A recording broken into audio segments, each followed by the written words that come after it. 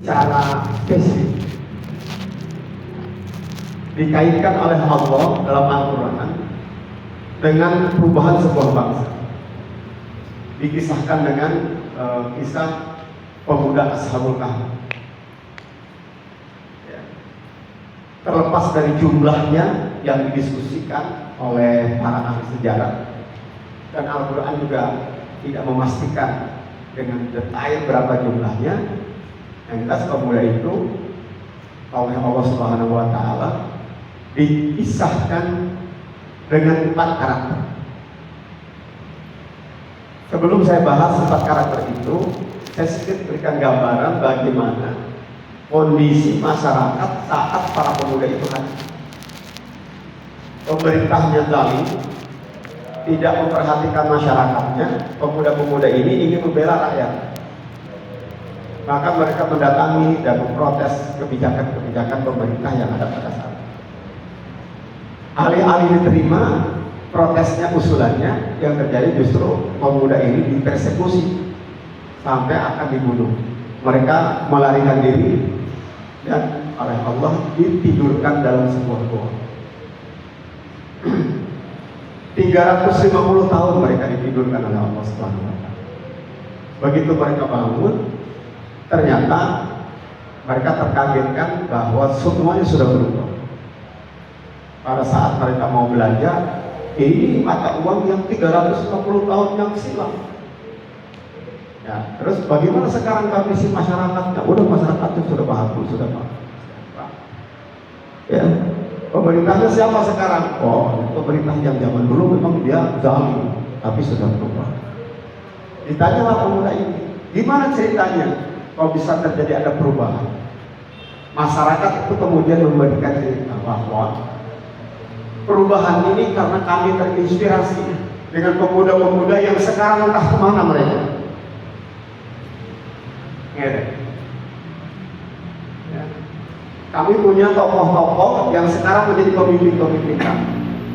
Tokoh-tokoh itu mereka belajar dan terinspirasi dari pemuda yang mau dibunuh tapi kemudian mereka pulang.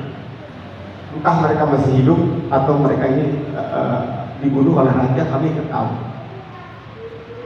Nah, rupanya pemuda-pemuda itu disebutlah namanya si Anu. Nah, kami ini katanya gitu. Inilah yang dikatakan oleh Allah Subhanahu wa Ta'ala. Oleh Allah diceritakan kepada umat Islam untuk ditiru agar dihadirkan pemuda-pemuda ini.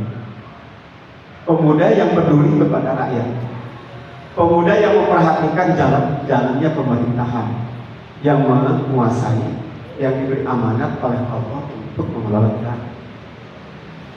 Ya, rahimahullah, apa sifat pemuda ini yang anak ingin share, dan mudah-mudahan kalian termasuk yang non-muslim memiliki 4 ini. Yang pertama, fityatun. Mereka itu punya karakter fityah. Fityah itu kekuatan fisik.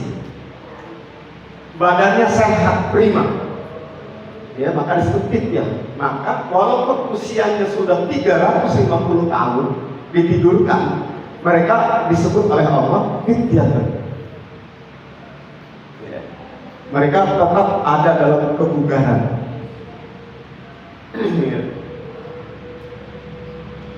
Artinya kita mengharapkan hadir pemuda, walaupun nanti mungkin usianya terus bertambah, tapi mereka yang memperhatikan kesehatan fisik. Kenapa? Karena sekarang ini banyak anak muda yang sudah tidak lagi memperhatikan kesehatan fisik. Walaupun dia tahu bahwa itu merusak fisiknya, tapi dia suka, dia tetap melakukannya. Narkoba, miras, maaf bukan, termasuk rokok. Tapak kosongnya banyak, rokoknya banyak. Ya, bagi saya perokok itu sudah bukan fityah lagi. Kenapa? Karena pemuda yang hati itu dia menggunakan akal sehatnya untuk menjaga kesehatan fisik. Ya, kalau sudah tertulis di situ, ya, rokok merusak kesehatan dan sebagainya. Tapi mereka punya dalil, Pak Ustaz. Kita ini adalah orang-orang keren yang senantiasa berkontribusi untuk negara. Ya. Banyak. Oke, yang pasti teman-teman, ini poin pertama. Fityatun itu futuwah di fisik, dan termasuk fisik adalah otaknya, jantungnya, hatinya, livernya, semua. Ini poin pertama. Nah, untuk masalah fisik ini, Allah Subhanahu wa Ta'ala membuat mekanisme yang unik. Setahun sekali umat Islam disuruh puasa. Dan sekarang semua ahli kesehatan mengakui bahwa metode menyehatkan fisik itu salah satunya adalah pas bikin puasa dengan durasi tertentu. Dan ternyata pola yang dibuat oleh umat Islam setahun sekali dengan mewajibkan 1 bulan Ramadan ini sangat bermanfaat untuk metabolisme.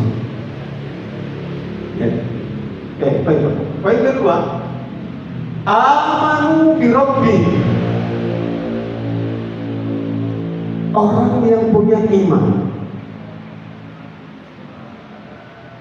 Kenapa? Karena ternyata komponen terpenting dari yang namanya manusia itu yang mengendarainya. Yang kalian lihat yang sedang ngomong ini, ya, namanya Obi, ya. Tapi yang kalian lihat yang sedang bergerak-gerak ini itu bukan Obi, kendaraannya. Kalau si Obi mah masuk ke kendaraannya tahun 70, entah akan meninggalkan kendaraan ini besok atau lusa. Ya, konsepnya adalah inna lillahi wa inna ilaihi raji'un. Obi itu akan pulang dan meninggalkan raganya. Nah, kepulangan makhluk hidup yang namanya manusia itu hanya bisa diyakini oleh orang yang beriman. Dan di Indonesia tidak menerima penduduk yang tidak mengakui Pancasila.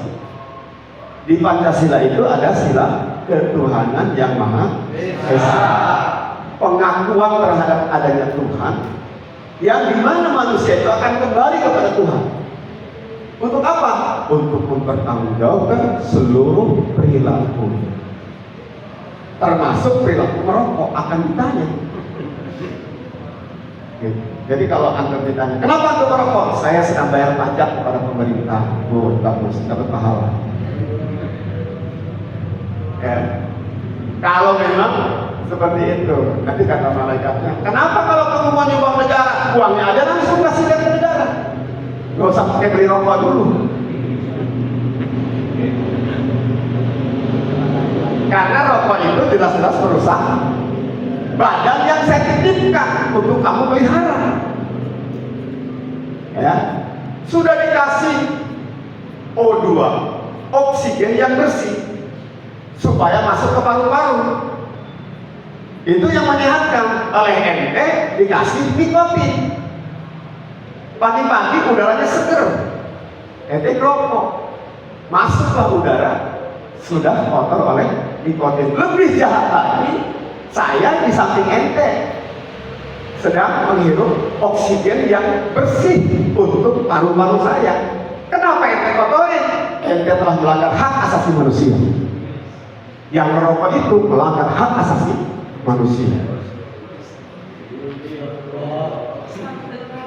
Kenapa? Karena mengganggu paru-paru saya. Ente dolim pada saya, bilang aja mau bangun negara, padahal membangun hawa nafsu. Balik lagi. Jadi teman-teman, itu akan dipertanggungjawabkan. Inilah esensi iman. Kalaulah pejabat-pejabat kita itunya